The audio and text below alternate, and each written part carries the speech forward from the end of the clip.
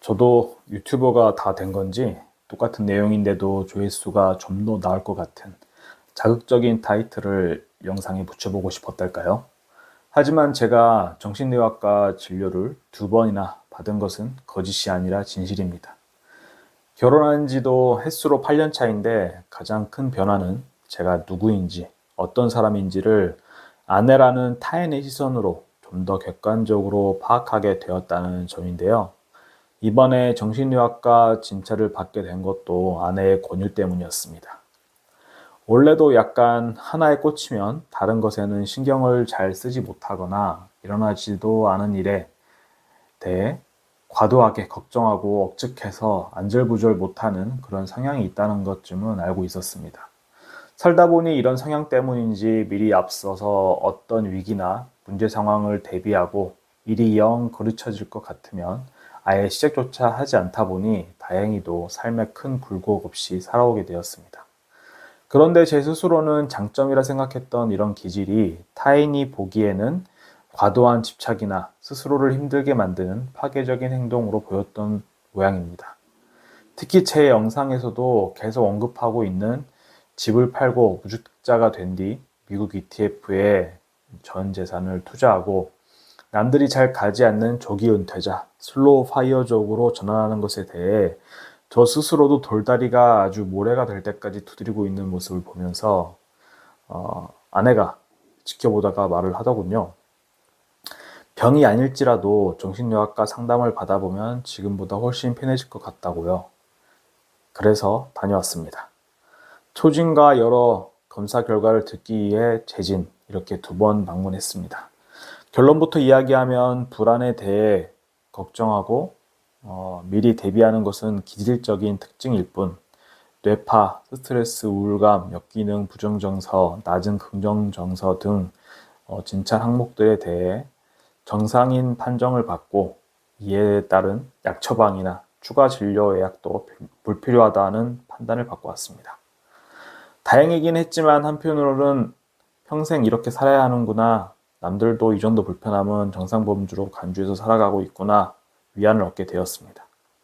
하지만 나뿐만 아니라 아내에게도 불편함을 유발할 정도의 과도한 걱정과 집착은 나만의 솔루션을 통해 조금 덜어내도록 하자 생각하게 되었습니다.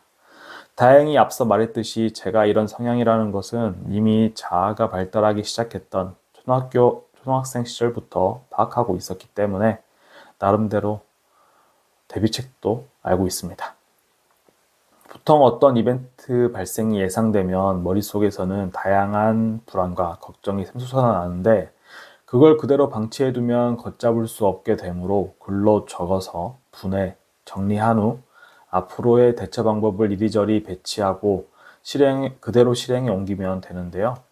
거기다 요즘엔 엄청나게 똑똑해진 거대 언어 모델 기반의 생성형 AI, 즉 챗GPT, 제미나이, 그록3를 통해 제 사고와 추론 방식에 대해 한 번 더 검증할 수 있으니 제 기질적 불안감, 과도한 억측을 많이 줄일 수 있게 되었습니다. 현재 가장 큰 이벤트인 아파트를 팔고 주거는 월세 아파트에서 대부분의 자산을 미국 ETF로 전환하는 작업도 큰 틀에서 제 기질적 특성 때문에 시작된 일입니다. 좋은 직장이든 어쨌든 간에 저는 정년이 보장되지 않는 사기업에 다니고 있으며 20대에 대기업 구조조정을 직접 겪어본 사람으로서 회사에 경제적으로 종속되는 것을 그 누구보다 원치 않기 때문에 회사를 다니면서도 조기 은퇴를 준비하는 슬로우 파이어족의 형태를 띠게 되었습니다. 아파트의 인플레이션 방어력, 레버리지를 끼고 보유하면 순자산 대비 수익률이 미국 ETF에 투자하는 것보다 더 높을 수 있다는 것도 계산을 통해 확인했습니다만 앞으로도 그럴까 하는 의구심이 미국 ETF에 투자하며 부동산보다 훨씬 심한 등락을 경험하는 것보다도 크기 때문에 기질적으로 불안함에 취약한 사람임에도 이런 결정을 내리고 실행하게 되었습니다. 그리고 기질적으로 보통의 사람들이 살아가는 방식 속에서 제 삶의 정체성을 찾는 게 쉽지 않다는 판단을 내린 것도 대략 20년 정도 되었기 때문에 볼 수 없게 되었습니다. 이제 제가 내린 중대한 결정에 믿음을 갖고 쭉 밀고 나가는 수밖에 없습니다. 하지만 여전히 이 순간에도 다시 아파트를 매수하고 가외돈으로 ETF에 투자하는 게 더 낫지 않을까 하는 생각도 합니다만, 오히려 이런 부분이 제가 슬로우 파이어족이면서도 회사 생활을 잘 해나갈 수 있게 하는 원동력이 됩니다. 즉, 더 많이 벌어서 ETF를 더 많이 사면 그만이야. 집까짓 게 물량으로 덤비면 어쩔 건데, 이런 생각인 거죠. 그래서 저는 제가 얼마나 잘 목표를 달성해 나가고 있는지를 이렇게 차트를 그려가면서 앞으로 나아가고 있습니다. 제 지난 영상 속의 차트와 거의 같지만 최근 1년간의 슬로우 파이어 포트폴리오 수익금이 상위 20% 가계의 소비 지출 12달치만큼 불어나는지를 체크하도록 추가했습니다. 그리고 이걸 100번 달성하면 적정한 타이밍에 퇴사를 하고 제2의 인생을 향해 떠날 생각입니다. 주마다 목표 달성을 체크하기 때문에 100주 이상 목표 달성이 되어야 합니다. 연속으로 달성한다고 해도 지금으로부터 2년은 좋게 걸리는 일이라 섣부른 결정은 결코 아니게 될 것입니다. 목표 달성 수준이 되고도 최소 100주 동안은 내가 회사를 관두고 제2의 인생을 어떻게 살아갈 것인지 충분히 고민할 수 있으리라 생각합니다. 그리고 그 무렵에 제 슬로우 파이어 포트폴리오는 우측 하단의 모양으로 흘러가지 않을까 합니다. 물론 조금씩 비중의 조정은 생길 수 있겠습니다만 불안에 취약한 제 기질적 특성을 반영하여 생성형 AI의 다양한 모델들과 치열하게 논의하여 포트폴리오를 구성하고 있습니다. 투자 수익률도 주요 주가 지수와 함께 체크해 볼 예정입니다. 아무래도 제가 하는 투자가 특정 기업이 아니라 여러 기업들과 여러 채권에 분산하는 투자이기 때문에 같이 잘 해나가고 있는지를 참고할 만한 지표가 필요하니까요.